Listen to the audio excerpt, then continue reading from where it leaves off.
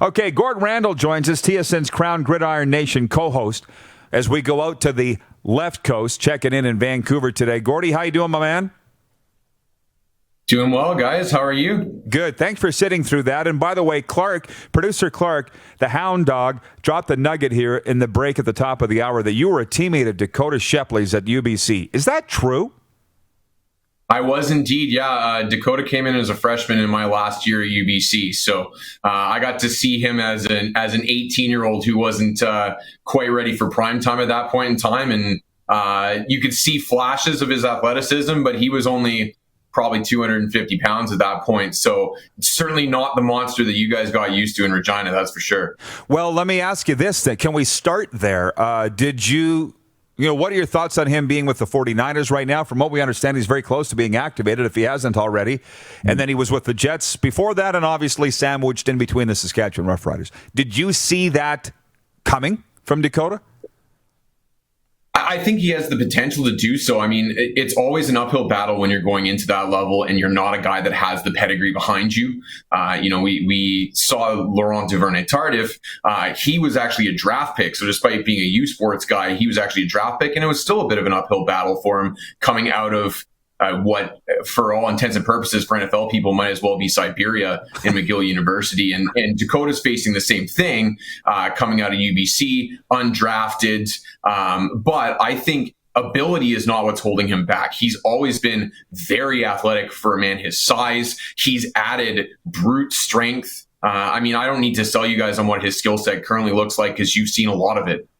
So that's not what's holding him back. It's just opportunity. And I can't speak to how this is going, but also learning systems. We've seen Kyle Shanahan's offensive system. It's not simple. But one thing that Kyle Shanahan does excel at is he always seems to coach his players up excessively well to implement the different things that he wants to do. And so if Dakoda can get up to speed with that, I think he's more than physically capable of handling his own at that level. Well, it's... You have to be intelligent, A, and B, work hard. And in the case of Dakoda, you're right. Same as Laurent Tardif Duvernay, if I'm saying it right. Laurent, whatever, you know who I mean. Being from Canada, there's that bias against them. So you got to work even that much harder. And we've seen it from Dakoda, so that's why I have so much respect for any Canadian that's busting their butt and doing it down there. By the way, so when you co-host Crown Gridiron Nation with Jim Mullen, are you lockstep with him in Football Canada activities or not? Not overly. I mean, Jim keeps me in the loop, but I have no official capacity with Football Canada. So a lot of the initiatives they're working on are things that Jim is doing himself without me being overly involved in. But I'm pretty up to date with what's going on because he and I talk regularly. So I do feel like I'm at least somewhat apprised of what's going on. Certainly not as much as he would be, but something I'm keeping a regular eye on, yeah. Okay, well, and by the way, Laurent Duvernay-Tardif. I just wanted to get that out there, so I didn't want to offend anybody because I respect him. Yeah, exactly. Yeah, Laurent. Don't say the T, as a French person told me this summer. But anyways, Jim announced Football Canada throwing a summit this month that's being held virtually with all Canadian football stakeholders, the CFL, junior football, U Sports, and whoever else wants to be part of it, because I know the CFL alumni is asked to be part of that summit. How do you feel about what they're going to do, Gord? Well, it sounds like it's really interesting what they're trying to accomplish because it works in the CFL 2.0 concept. And the overarching theme for the whole summit is the theme of alignment. And one of the things Jim has told me that he has seen as the biggest challenge moving into that organization in the last couple of years is that the various different governing bodies in football in this country are very siloed from top to bottom. CFL does its own thing and hasn't had a lot of crossover with U Sports in recent years. U Sports hasn't had a lot of crossover with the CJFL. The CJFL doesn't necessarily have a lot of crossover with the local high school ranks. And even in some provinces, you have competing governing bodies. Out here in BC, for example, you have BC High School Football, which runs American Rules Ball in the high school system. And then you have the BC PFA, which runs the community football organizations that play Canadian ball. And those two two organizations have not historically gotten along great. They've butted heads a little bit. And so alignment, like I say, from top to bottom has been a theme, because especially with the situation we're going through right now with the pandemic, all of these organizations are struggling right now. They've been weakened from their usual state. And so if there's ever a time for them to come together and try and work together, Jim feels like this is the time to do so. And quite frankly, I agree with him on that. I couldn't agree more, too.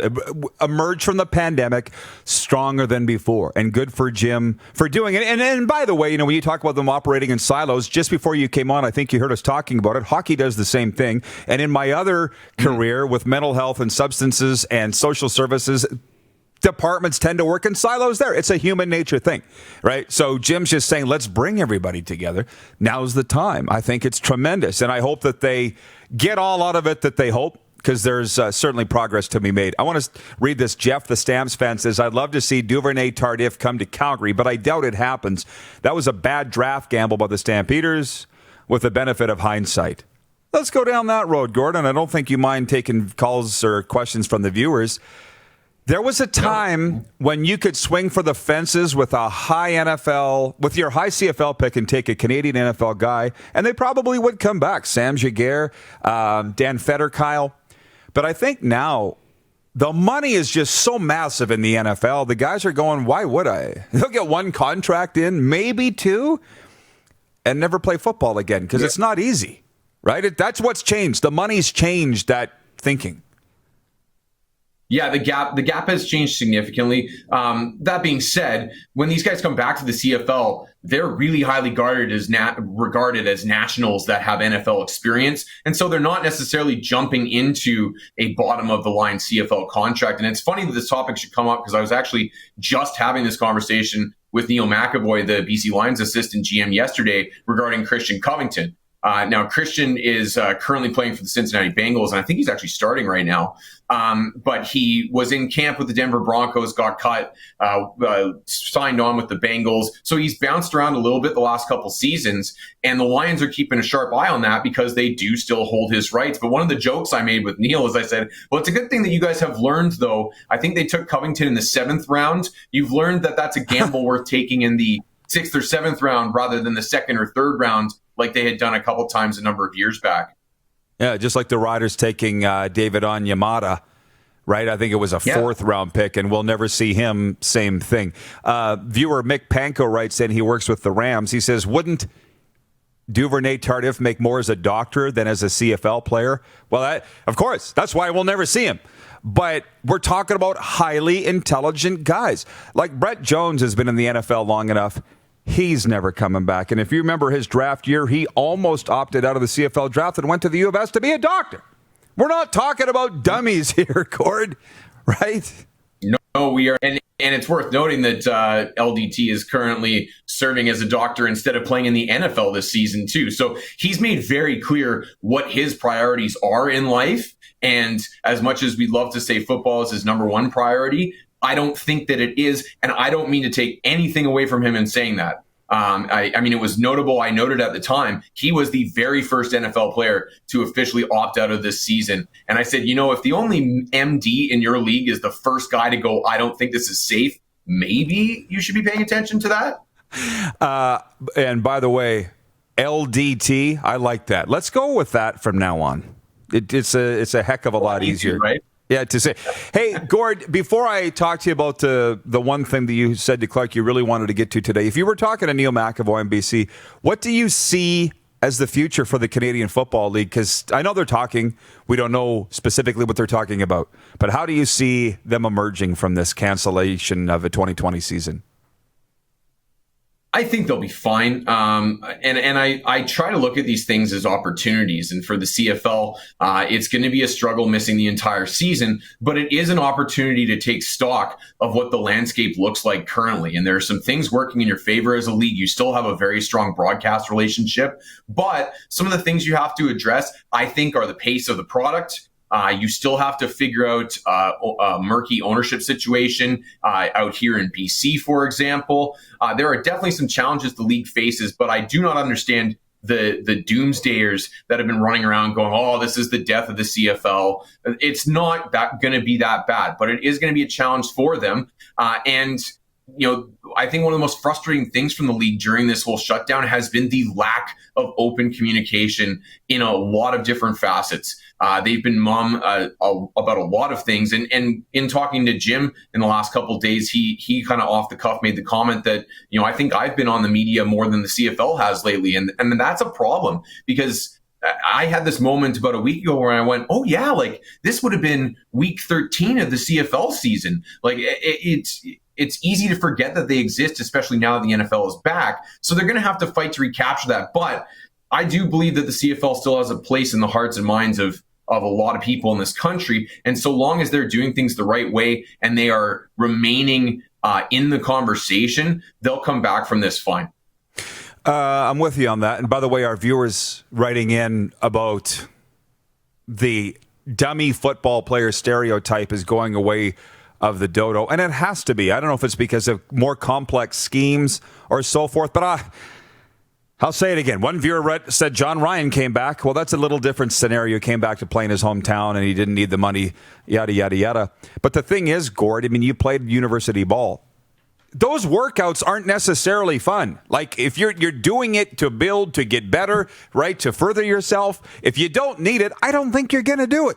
That's what people don't understand. No. They think football players live the life of Riley. It is they eat well, they train well, they're disciplined, stuff that the normal people don't want to do. Or they'd be playing. I'm sorry, I'm going off on a bit of a rant here right now, but it's not as easy as people think that it is. No, it's not. And some guys go that way. Some guys do just naturally have that want to stay fit. And that's a big part of their lives for mental health reasons or whatever. They prefer to remain in a similar lifestyle. Whereas me, I'm not that way at all. I finished playing football and I don't think I entered a weight room for another year. I needed a break from all that stuff. And I think guys kind of go both ways on that. Yeah, for sure. I just don't think people understand that's the mindset of a football player. Hey, lastly, before we go, there was a mental health initiative that you wanted to talk about. I'm interested to hear about that. What do you got? Sure. Yeah. I wanted to give a quick plug to this because it's just getting off the ground. It's being run by Katie Utley, who is the wife of Clint Utley, and she's heavily involved in CanadaFootballChat.com. And she looked around the country in this last year here and saw a number of young football players across the country who were experiencing some serious mental health issues, whether it being related to the uncertainty around football or their own ongoing issues that already existed. One example that you guys are familiar with out in your neck of the woods, I believe, is Samuel Uko, who unfortunately committed suicide back in the spring. He's not the only one by any means, but that helped spark something in her to get an initiative up and running and provide some resources for specifically geared towards young football players, amateur football players in this country if they need them. So the organization's called Tackle It. Their website's TackleIt.org. They have a few different initiatives going on. They're doing a player-peer program where they're trying to connect younger players with older mentors around the country. They have resources for coaches. They also are doing monthly keynote speakers. So the first one was Adam Bighill of the Winnipeg Blue Bombers last month. I do not recall off the top of my head who the next one is scheduled to be, but I think it's very much worth checking out, and I want to help get the word out there from coast to coast because this is a big thing that's affecting our community right now. So if you want more information, you can go to TackleIt.org or you can hit them up on Twitter. It's at Tackle without the A, so TCKLEIT. And you can find out more information there. Okay, Gord. So I have had amateur football players' parents say to me, there are no resources out there for players. I'm like, yes, there are more than you even know. But how would you know if we didn't talk about stuff like this? And by the way, they wouldn't be asking me if their kid didn't need it. Right? Yep. So TackleIt.org. I know it's something that's near and dear to your heart, Rod. So. Yeah, exactly. All right, Gordy, keep in touch, my friend. Stay safe, and I appreciate the time today. Will do, guys. Take care. Gord Randall out in Vancouver joining us today from TSN's Crown Gridiron Nation. Can't wait to get them back on the air. You're watching Rod Pedersen On Demand. For more of The Rod Pedersen Show, visit rodpedersen.com or follow Rod Pedersen on social media.